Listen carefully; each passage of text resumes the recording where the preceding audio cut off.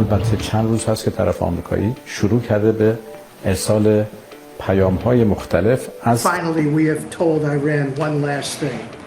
Don't miscalculate again. እስከ ቅዳሜ እኩለ ሌሊት በኢራን ምድር ጉድ ሊሆን ይችላል። ወይ የአሜሪካውያኑ የእልቂት መሬት ይሆናል፣ አሊያም ደግሞ የኢራን መንግስት ይንበረከካል። ከዛ በፊት ግን ድርድር ተብሎ ሀገራቱ መልእክት እየተላላኩ ነው። ድርድሩ እውን መሆኑ ከሁለቱም ተደራዳሪዎች በኩል ድምፅ ተሰምቷል። ስቲቭ ዊትኮፍም ተናግረዋል። አባስ አርጋቺም ሐሳብ ሰጥተዋል። ምንድን ያሉት የሚለውን በዝርዝር እንመለከታለን። የቅዳሜ ገበያ የዩቲዩብ ቻናልን ስለምትከታተሉ እናመሰግናለን። ቻናላችንን ሰብስክራይብ አድርጉ። የደወል ምልክቱን በመጫን አዳዲስ ትንታኔዎች እንዲደርሷችሁ ነው። ቅዳሜ ገበያ። አሜሪካ ሐሙስ ማለዳ እንደነጋ የካቢኔ ስብሰባ ዶናልድ ትራምፕ አድርገዋል። ያንን እየተከታተልን ነበረ። የዶናልድ ትራምፕ ካቢኔ ዋነኛ ትኩረቱ የሆነው አንዱ ጉዳይ ደግሞ የኢራን ጉዳይ ነው። በተለይም የድርድሩ ጉዳይ ተነስቷል። በካቢኔው ስብሰባ ላይ ዋነኛው ተደራዳሪ ተገኝተዋል። ቢሊዮነሩ ስቲቭ ዊትኮፍ። ስቲቭ ዊትኮፍ መጀመሪያም በኦማንና በስዊዘርላንድ ድርድሮች ስንጠይቅ የነበርነውን ሐሳብ ያካተተ 15 ነጥቦችን ነቅሶ ያወጣ መደራደሪያ ለፓኪስታን ልከናል ብለዋል። ፓኪስታን ደግሞ ለኢራን መላኳን አረጋግጠናል ብለዋል። ስቲቭ ዊትኮፍ በጣም አስገራሚ ሰው ናቸው። በነገራችን ላይ ስለ ስቲቭ ዊትኮፍ ብዙ ጽሑፎችን ለማንበብ ሞክሬ ነበር ከዚህ በፊት። ስለ ስቲቭ ዊትኮፍ ለመከታተል መነሻ የሆነኝ ከቭላዲሚር ፑቲን ጋር የነበረው የድርድር ሂደት ነው።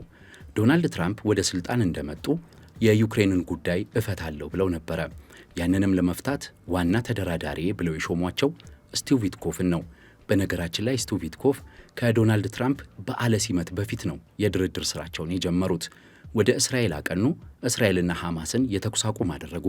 ዶናልድ ትራምፕ የአሜሪካ ፕሬዝዳንት ሆነው ቃለ መሐላ በሚፈጽሙበት ወቅት ውጊያ በዓለም ላይ መኖር የለበትም የሚል አቋም ነበራቸው።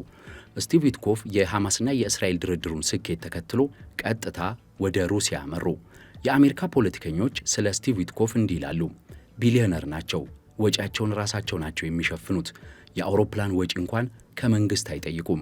በራሳቸው ወጪ የክፉ ቀን ወዳጃቸው ዶናልድ ትራምፕንና እናት ሀገራቸው አሜሪካን ለማገልገል የሚተጉ ቢሊዮነር ይሏቸዋል።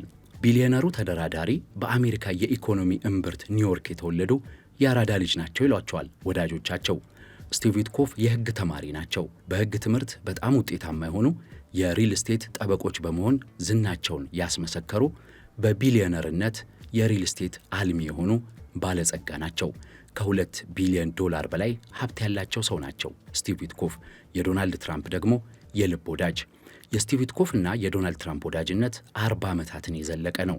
ማንኛውም ኒውዮርክ ያደገና ኒውዮርክ ውስጥ በቢዝነስ የተሰማራ ሰው ዶናልድ ትራምፕን መሆን ምኞቱ ነው ይላሉ ስቲቭ ዊትኮፍ ሁሌም። ስቲቭ ዊትኮፍ በጥብቅና ሙያቸው ወደ ሪል ስቴት የህግ አማካሪነት ሲመጡ ዶናልድ ትራምፕ በብዙ እንዳገዟቸው ይናገራሉ። ለቢሊዮነርነቴ በሮል ሞዴልነትም በተግባርም ድጋፍ የሆነኝ ሰው ነው ዶናልድ ትራምፕ ብለው ያመሰግኗቸዋል።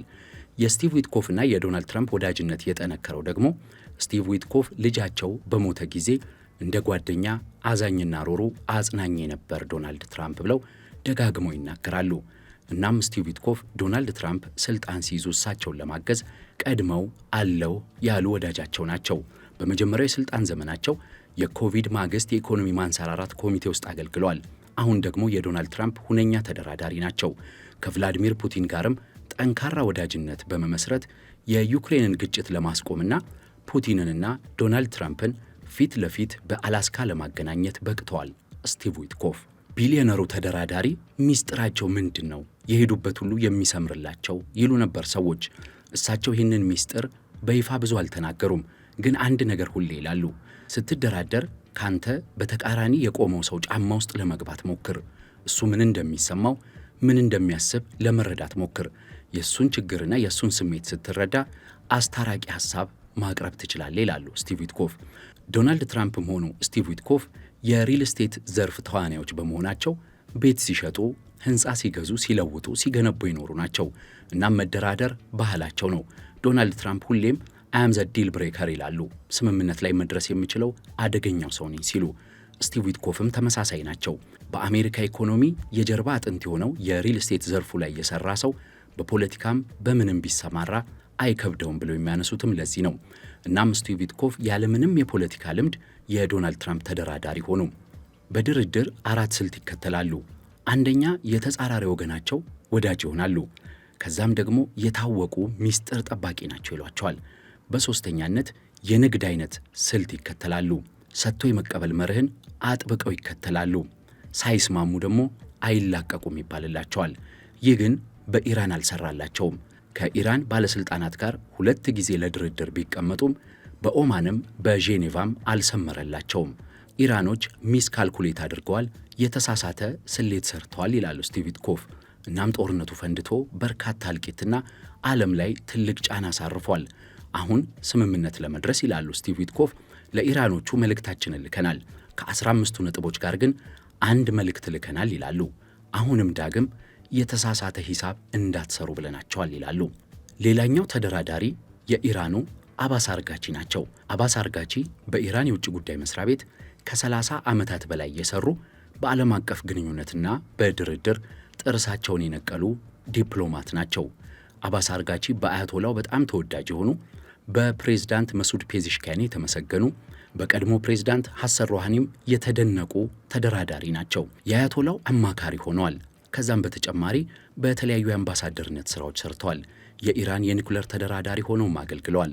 አሁን በውጭ ጉዳይ ሚኒስትርነታቸው የኢራን የኒኩለር ድርድርን ሲመሩ ከርመዋል። ብዙ ስኬቶችን ያስመዘገቡት እኚህ ዲፕሎማት ግን የኒኩለር ድርድሩን ከአሜሪካ ጋር መወጣት አልተቻላቸውም። እናም አገራቸው እጅግ መራር ጦርነት ውስጥ እንድትሰነብት ተገዳለች። አባስ አርጋቺ 15 ነጥቦችን ያዘለው የድርድር ነጥብ ከአሜሪካ ተልኮ በፓኪስታን በኩል እንደደረሳቸው አምነዋል።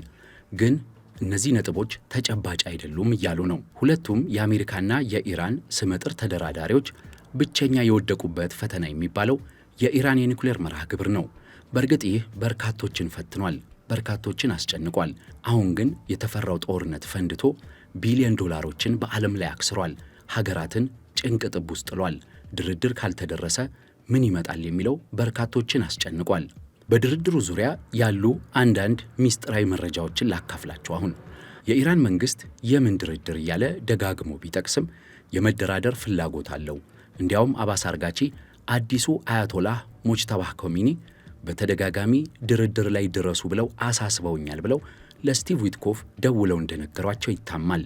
እናም ኢራን ዶናልድ ትራምፕ እንደሚሉት እባካችሁ እንደራደር ብለው ለምነው ይሆን ወይንስ ራሳቸው የኢራን ባለስልጣናት አሁን ደጋግመው እንደሚሉት የምን ድርድር አሜሪካን አንበርክከናል እያሉ ነው? እውነቱ አይታወቅም። በድርድር ውስጥ ሁሉም ሐቅን ይናገራሉ ብሎ ማመን አይቻልም። ዶናልድ ትራምፕ ለምነውኛል ሲሉ፣ ኢራን በበኩሏ አሜሪካ ለምናን ነው የተደራደረን ያለ ነው እያሉ ነው። ማን እውነተኛ እንደሆነ አናውቅም። ነገር ግን ድርድሩ እጅግ በጣም አስፈላጊና ጠቃሚ ነው ለዓለም ሰላም፣ ለዓለም እድገት ሲባል በተለይ እንደ ኢትዮጵያ ያሉ ድሃ ሀገራት ክፉኛ ስለሚጎዱ የኢራንና የአሜሪካ ድርድር እስከ ቅዳሜ ድረስ በተስፋ ይጠበቃል። ድርድሩ ካልተሳካ ግን አስከፊ እልቂት ሊመጣ እንደሚችል ያስፈራል። ኢራንም አሜሪካም በየበኩላቸው ዝግጅት እያደረጉ መሆኑ ይሰማል። እስራኤል ከጀርባ ድብደባዎችን እያደረገች ነው። በእርግጥ ኢራንም ድብደባዎች ማድረጓን አላቋረጠችም። ግን አሁንም ለብዙዎች የድርድር ተስፋው ትልቁን ቦታ ይዛል። እውን እነዚህ ሀገራት ይስማሙ ይሆን የሚለው ጭንቅ ነው። የድርድር ነጥቦቹ በአሜሪካም በኢራንም ቀርበዋል። ተደራዳሪዎቹ ገና ወደ ስፍራው አላቀኑም። ከአሜሪካና ከኢራን ወገኖች በኩል የሚሰማው ስጋት ውስጥ የሚጥል ነው። ነገር ግን ዓለም አሁንም ተስፋ ማድረጉን ቀጥሏል። ኢራንና አሜሪካ ተስማምተው ይህ ጦርነት ጋብ ብሎ የዓለም ኢኮኖሚ፣ የዓለም ሰላም ዳግም እንዲያንሰራራ ተስፋ ማድረግ የተሻለ ይሆናል። የቅዳሜ ገበያ የዩቲዩብ ቻናልን ስላደመጣችሁ እጅግ እናመሰግናለን። ቻናላችንን ሰብስክራይብ አድርጉ። አዳዲስ ትንታኔዎቻችን ወዲያው እንዲደርሷችሁ የደወል ምልክቱን ይጫኑ። ቅዳሜ ገበያ